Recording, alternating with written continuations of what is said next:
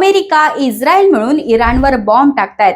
अख्खं मध्यपूर्व पेटलंय. पण यात एका अशा व्यक्तीची चर्चा आहे ज्याच्या नादाला लागायला डोनाल्ड ट्रम्पही 10 वेळा विचार करतात. नॉर्थ कोरियाचा हुकुमशाह किम जोंग उनची ही गोष्ट आहे. अमेरिका इराणवर अणुबॉम्ब बनवू नये म्हणून ज्यावेळी दबाव आणत होती त्यावेळी हा हुकुमशाह अणुबॉम्बच्या 5 चाचण्या करूनही बसला होता. सध्या किम जोंग उनवर मीम्स व्हायरल होत आहेत की माझ्याकडे सगळी खेळणी आहेत पण कुणी खेळायलाच बोलवत नाही. असेही काही मीम्स व्हायरल होत आहेत की त्याचे कर्मचारी त्याला सांगतात पाकिस्तानने तुम्हाला चिडवलंय. आपल्या स्वतःच्याच मूडचा बादशाह असलेल्या किम जोंग उनचे असे किस्से आहेत ज्याने तो कायम ट्रोल होत असतो. डोनाल्ड ट्रम्प यांनी किम जोंग उनला 2017 मध्ये सिंगापूरला बोलावलं आणि समजूत काढली की तू अणुबॉम्ब नष्ट करून टाक. आम्ही तुझी अर्थव्यवस्था सुधारवण्यासाठी मदत करू. चर्चा सुरू राहिली आणि किमने ट्रम्प यांना नॉर्थ कोरियात येण्याचाही मान दिला.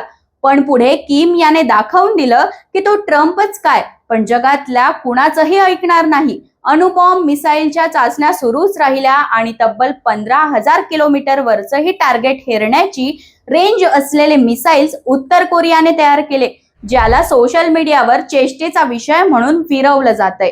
तो किम जोंग उन खऱ्या आयुष्यात कसा आहे आणि त्याला एवढं का घाबरतात त्याचीच गोष्ट मी या व्हिडिओत सांगणार आहे. उत्तर कोरिया भारतापासून दूर पूर्वेतले देश आणि चीन ओलांडल्यानंतर पिवळा समुद्र आणि जपानच्या समुद्राच्या मध्ये दक्षिण कोरियापासून वेगळा झालेला देश. अमेरिकेच्या आर्थिक निर्बंधांमुळे हा देश जगाच्या व्यापारापासून पूर्णपणे वेगळा आहे. भारतासोबत तर या देशाचा कोणताही संबंध येत नाही. या देशाच्या लहरीपणापासून बाजूचे जपानसह सगळे देश 4 हात दूरच असतात. वडिलांचा हृदयविकाराच्या झटक्याने मृत्यू झाल्यानंतर 2011 मध्ये उत्तर कोरियाची सूत्र किम जोंग उनने हातात घेतली आणि वयाच्या 27व्या वर्षी सूत्र हातात घेणारा तो जगातला सर्वात तरुण शासक बनला. किमचं बालपण उत्तर कोरियाच्या पोलादी भिंतींच्या आड नाही तर स्वित्झर्लंडच्या निसर्गरम्य वातावरणात गेलं. तिथे तो एका खोट्या नावाने शिकत होता. त्याला स्विस चीज आणि बास्केटबॉलचं एवढं वेड होतं की तासनतास तो मायकल जॉर्डनची चित्र काढायचा. तिथल्या त्याच्या मित्रांना आजही विश्वास बसत नसेल की ज्याच्या सोबत त्यांनी चॉकलेट खाल्ली तो मुलगा पुढे जाऊन जगाचा मिसाईल मॅन बनेल. वडिलांनी त्याला जगापासून आणि मीडियापासून इतकं लांब ठेवलं होतं की तो उत्तर कोरियाचा पुढचा वारसदार असेल याची साधी कुणकुणही कुणाला नव्हती. सत्ता टिकवण्यासाठी त्याने पहिल्यांदा आपल्या रक्ताच्या नात्यांना संपवलं. 2013 मध्ये त्याने स्वतःचे सख्खे काका जांग सोंग थाएक यांना गद्दारीच्या आरोपाखाली सर्वांसमोर फासावर लटकवलं. तर 2017 मध्ये त्याचा सावत्र भाऊ किम जोंग नाम याची एका विमानतळावर भर दिवसा हत्या करण्यात आली. किमने जगाला संदेश दिला की माझ्या सत्तेच्या आड जो येईल मग तो स्वतःचा भाऊ का असेना त्याचा शेवट फक्त मृत्यूच असेल. आता तुम्हाला वाटेल तिथे निवडणूक होत नाही का? तर उत्तर कोरियात निवडणुका होतात. आपल्याकडे जशी निवडणुकीत अनेक पक्ष असतात, मोठमोठी भाषणं होतात आणि लोक ठरवतात की कुणाला निवडून द्यायचं, तसं उत्तर कोरियात मतपत्रिकेवर फक्त एकाच माणसाचं नाव असतं आणि ते नाव असतं किम जोंग उन. तिथे दुसरा कोणी पक्षच नाही आणि दुसरा कोणी उमेदवार उभं राहण्याची हिंमतही करत नाही. तिथे 17 वर्षांवरील प्रत्येकाला मतदान केंद्रावर जाणं बंधनकारक आहे. जर कोणी आजारी असेल तर अधिकारी घरी जाऊन त्याचं मत घेतात. त्यामुळे तिथे मतदानाची टक्केवारी नेहमी 100% असते. समजा कोणाला किम जोंग उनला मत द्यायचं नसेल तर तिथे सोय असते, पण त्यासाठी तुम्हाला सर्वांसमोर एका वेगळ्या रंगाच्या पेनने त्या नावावर फुली मारावी लागते. पण असं धाडस तिथे कोणीच करत नाही, कारण तो पेन उचलला की तिथल्या गुप्त पोलिसांना कळतं आणि तिथून त्या माणसाचा अखेरचा प्रवास सुरू होतो. जर निकाल आधीच फिक्स आहे तर हे लोक नाटक का करतात? तर किम जोंगला जगाला हे दाखवायचं असतं की बघा माझ्या देशातील जनता माझ्यावर किती प्रेम करते. 99.9% लोकांनी मलाच मत दिलंय. थोडक्यात काय तर लोकांच्या मनात भीती भरवण्यासाठी निवडणुकीचा वापर केला जातो. पण आता किम जोंग उन बदललाय अशी सोशल मीडियावर चर्चा आहे. तो आता फक्त एक हुकुमशहा नाही तर एका मुलीचा पिता सुद्धा आहे. अलीकडे तुम्ही सोशल मीडियावर एका लहान मुलीला त्याच्यासोबत पाहिलं असेल. ती आहे त्याची मुलगी किम जुए. अवघ्या 13 वर्षांच्या या मुलीला किम आपल्यासोबत लष्करी परेड, मिसाईल टेस्टिंग आणि मोठ्या सरकारी कार्यक्रमात घेऊन फिरतोय.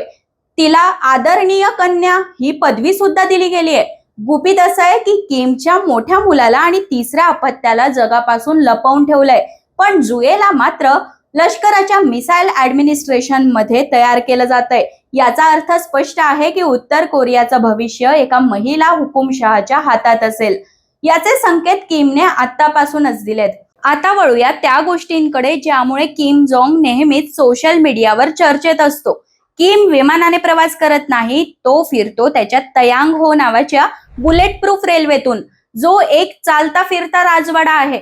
सर्वात अजब गोष्ट म्हणजे तो कुठेही दौऱ्यावर गेला तरी स्वतःचं पोर्टेबल टॉयलेट सोबत नेतो. का तर शत्रूच्या हेरांना त्याच्या आरोग्याची किंवा डीएनएची माहिती मिळू नये. एवढंच काय तर तो कोणत्याही न्हाव्यावर विश्वास ठेवत नाही. कुठे दगाफटका होईल म्हणून स्वतःचे केस सुद्धा स्वतःच कापतो. स्वतःचे केस स्वतः कापण्यापर्यंत ठीक होतं, पण तिथे त्याने फक्त 28 हेअरस्टाईल्सना परवानगी दिली आहे. किमने मंजूर केलेल्या 28 हेअरस्टाईल सोडून दुसरीकडे कुठेही नागरिकांचे केस फिरले तर खैर नाही. आणि किमची स्वतःची हेअरस्टाईल तर कुणीही कॉपी करू शकत नाही, कारण ती युनिक ठेवायची आहे. जीन्स घालण्यावरही बंदी आहे. आणि सर्वात महत्वाचं म्हणजे तिथल्या टीव्हीवर फक्त 3 सरकारी चॅनल्स चालतात, ज्यावर दिवसभर फक्त किम जोंगचे गोडवे गायले जातात. जर कोणी चुकूनही दक्षिण कोरियाचा सिनेमा पाहताना सापडला तर त्याला थेट गोळ्या घातल्या जातात. आणि त्याचं बास्केटबॉल प्रेम तर वेगळंच. त्याने खेळाचे नियम बदलून टाकलेत. जर तुम्ही सलग 3 शॉट चुकवले तर तुमचे पॉइंट्स मायनस होतात. म्हणजे खेळाचे नियम सुद्धा तो स्वतःच ठरवतो. या अतरंगीपणामुळे उत्तर कोरिया जगापासून पूर्ण वेगळा पडलाय. आपण 2026 मध्ये जगत आहोत, पण उत्तर कोरिया आजही 115 वर्ष सुरू आहे. तिथे जगाचं कॅलेंडर चालत नाही, तर त्यांचे संस्थापक किम इल सुंग यांच्या जन्मापासून म्हणजे 1912 ला सुरू झालेलं जूचे कॅलेंडर तिथे चालतं. तिथे इंटरनेट नाही तर फक्त इंट्रानेट चालतं, ज्यावर फक्त सरकारी माहिती असते.